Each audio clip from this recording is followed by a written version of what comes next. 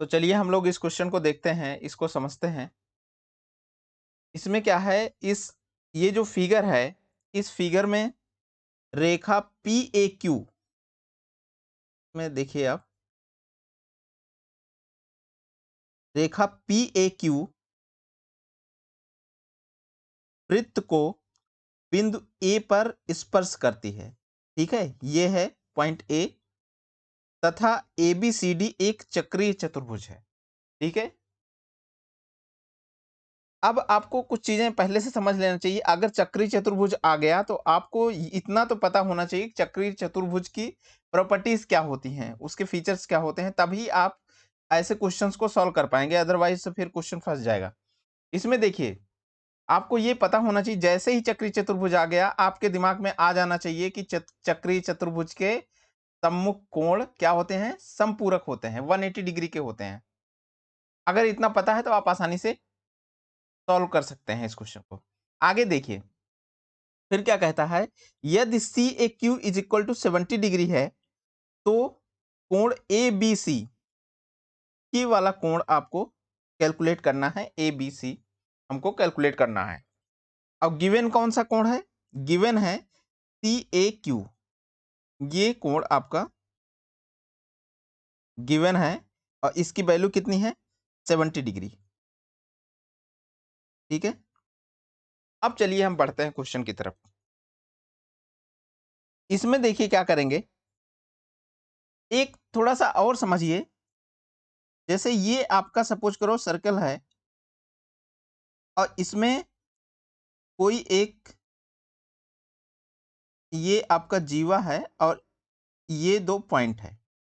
ठीक, तो इसमें क्या है, किसी भी वृत्त में अगर कोई जीवा है तो उससे एक केंद्र पर बना कोण और परिधि पर बना कोण। ठीक है, तो इसमें क्या है, केंद्र पर बना कोण शेष परिधि पर जो बना कोण है उसका 2 गुना होता है। ये चीज आपको ध्यान में देना है। ठीक है, ये दुगुना होगा।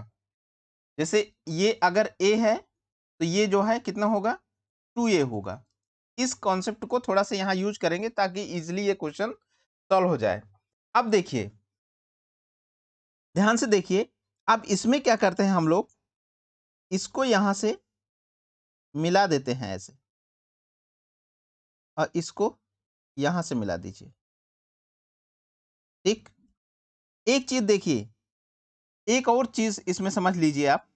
जैसे कि ये आपका सर्कल है, तो इससे जो कोई स्पर्श रेखा अगर आप ड्रॉ कर देते हैं तो केंद्र से अगर उस पर लंब डालते हैं तो वो क्या होता है, 90 डिग्री एंगल आपका फॉर्म करती है। ये चीज आपको ध्यान में रखना है। ठीक, तो अब देखो PQ क्योंकि स्पर्श रेखा है और O जो है इसका केंद्र है, तो ये अगर इस बड़े वाले एंगल की बात करेंगे तो ये कितना होगा, ये 90 डिग्री होगा। ठीक, अब ये 90 हो गया। अब देखिए, ये 90 हो गया तो ये छोटा वाला कितना होगा, ये वाला जो दिख रहा है, ये 70 है, ये 90 है, तो 90 माइनस 70, तो ये कितना हो गया, ये हो गया आपका 20 डिग्री। ठीक, अब देखिए ये 20 हो गया क्योंकि ये रेडियस है और ओसी भी रेडियस है। देखो ओए और ओसी जो है इक्वल है, दोनों ही रेडियस हैं, तो बराबर भुजाओं के सामने के कोण भी बराबर होते हैं। तो इसका मतलब ये अगर 20 है तो ये वाला भी 20 ही होगा।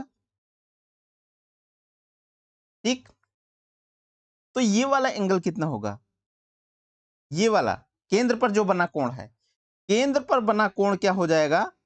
अब देखिए, क्योंकि ये त्रिभुज है, अगर ध्यान दो, ए ओ सी एक त्रिभुज है, तो त्रिभुज के सभी कोणों का योग कितना होता है, 180 डिग्री होता है। और ये 40 डिग्री दोनों को मिला हो गया क्योंकि 20-20 है। तो मीनिंग देयर बाई केंद्र पर जो बना कोण है वो कितना हुआ, 140 डिग्री हो गया केंद्र पर बना कोण।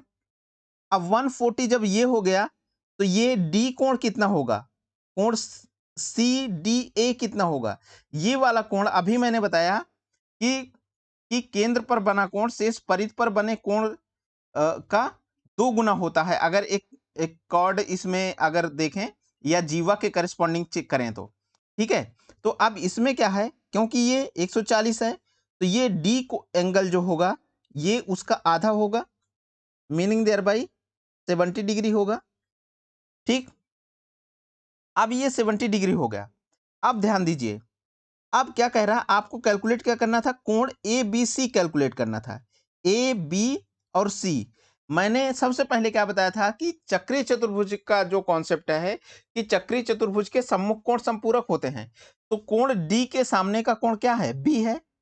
तो ये दोनों मिला के कितना होना चाहिए, 180 होना चाहिए। तो क्योंकि 70 ये है, 70 है, अब प्लस कोण जो है A B C is equal to कितना होना चाहिए, 180 होना चाहिए।